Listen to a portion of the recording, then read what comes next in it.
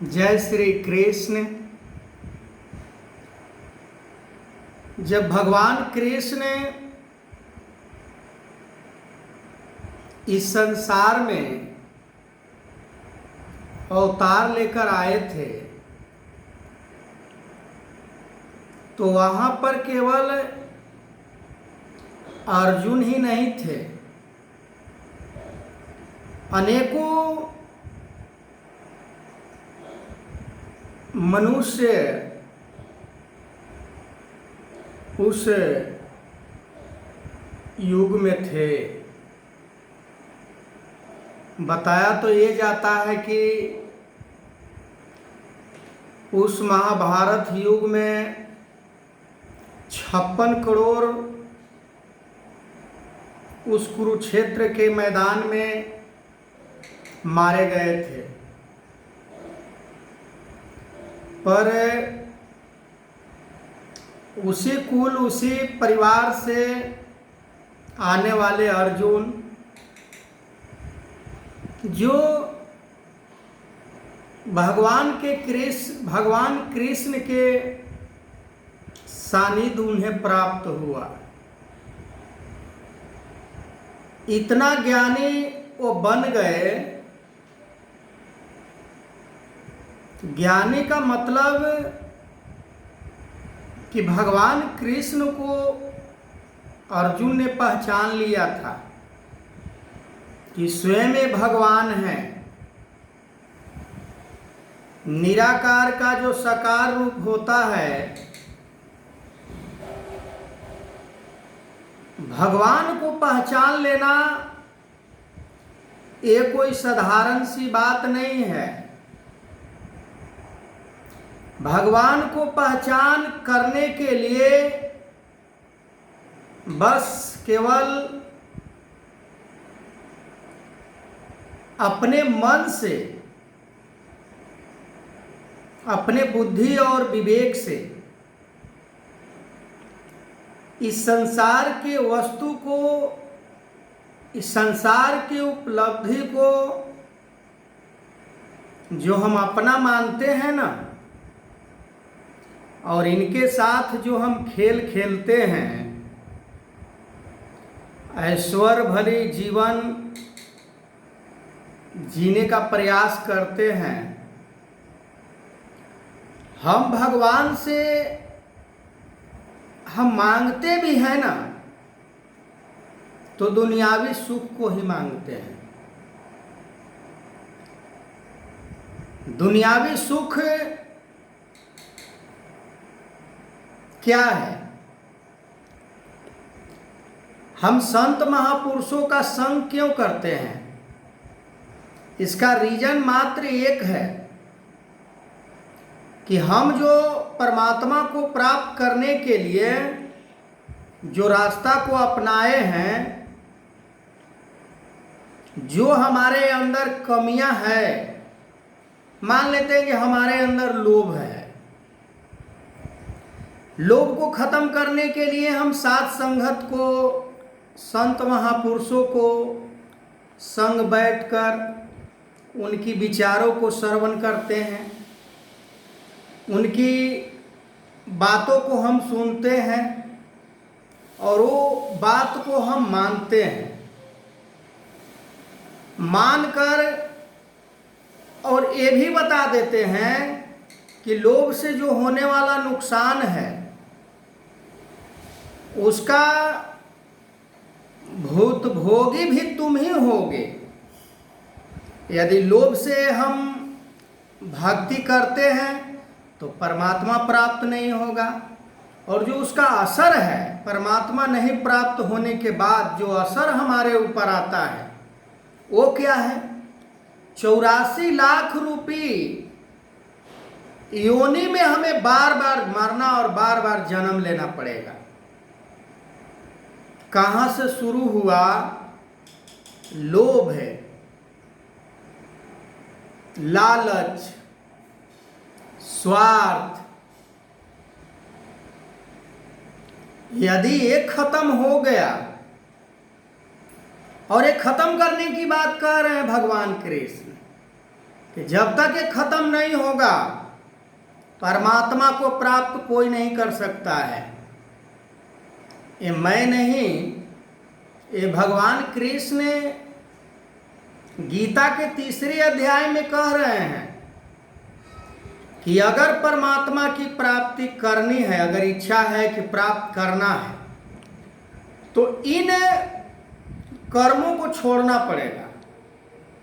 छोड़ने का भी तरीका बताए कि हमें उन महापुरुषों का संग करना है, उन संतों का संग करना है, उनके जो विचार आता है वो हमें श्रवण करना है, और श्रवण करके हम अपने जीवन में उसे धारण करें।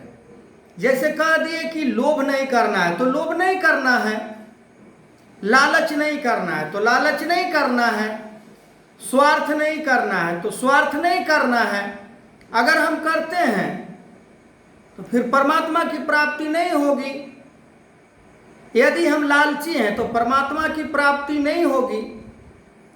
और लालची और स्वार्थी और समर्पण का यदि बात की जाए तो इसका भी हम कसौटी पर, अपने ज्ञान के कसौटी पर चढ़ा सकते हैं कि जैसे थर्मामीटर से बुखार को नापा जाता है, उसी प्रकार हम अपने जीवन में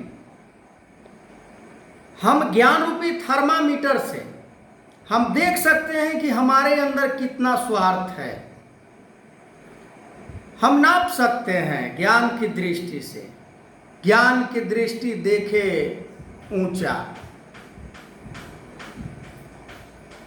जो ज्ञान की दृष्टि से देखता है वो अपने अंदर से कमियां निकाल निकाल कर बाहर करते जाता है। जैसे नाव के अंदर पानी, सागर में नाव चल रहा है और उसमें अगर पानी आने लगे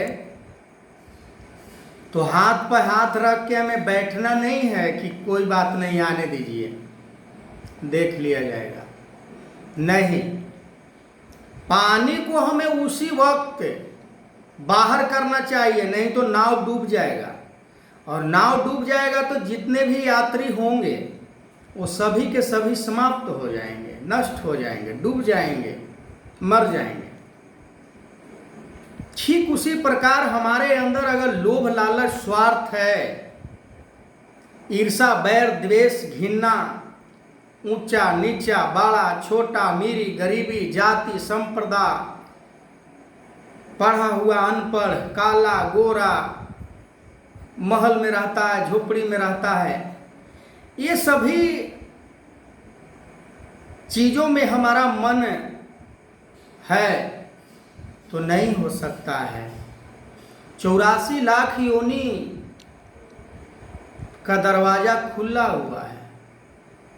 मान लेते हैं कि आज हमें बहुत सुख प्राप्त हो रहा है, हमें क्या जरूरत है परमात्मा को प्राप्त करने की?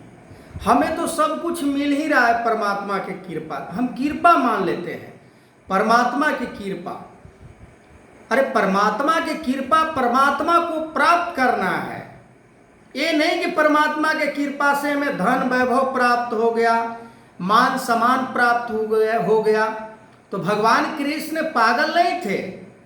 भगवान कृष्ण कहे कि अर्जुन तू यश अपयश मान अपमान ये सारा चीज को छोड़ दे और मुझ एक अविनाशी के शरण में आ जा।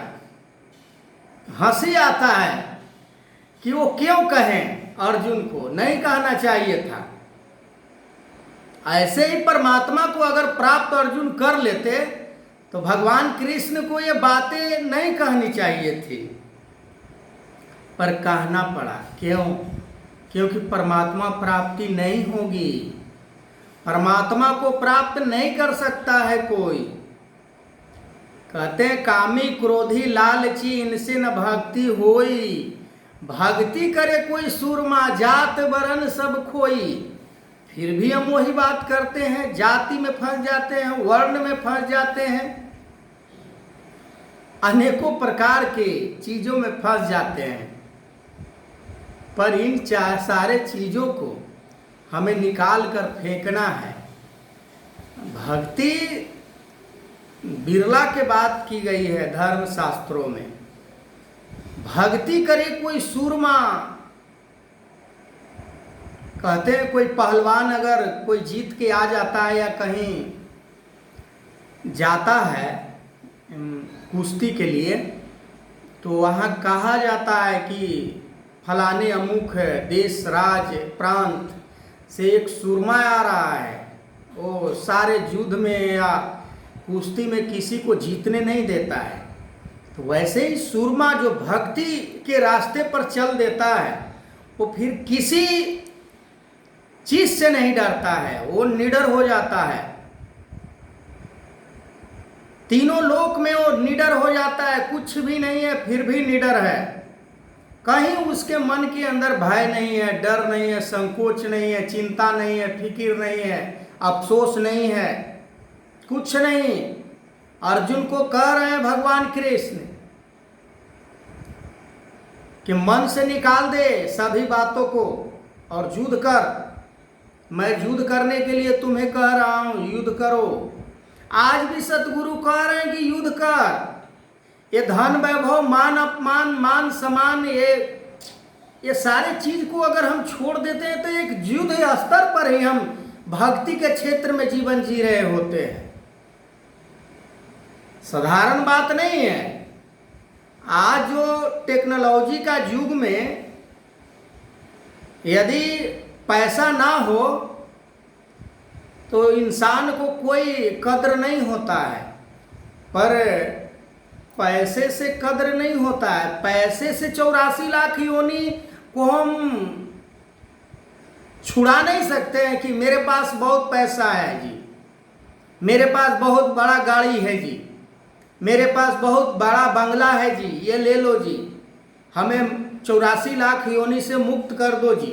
तो ऐसा नहीं है। ये निराकार परमात्मा के आगे अपने आप को सरेंडर करना है, तभी काम होने वाला है। आगे मैं इस वीडियो को कंटिन्यू करूंगा। तब तक के लिए जय श्री कृष्ण।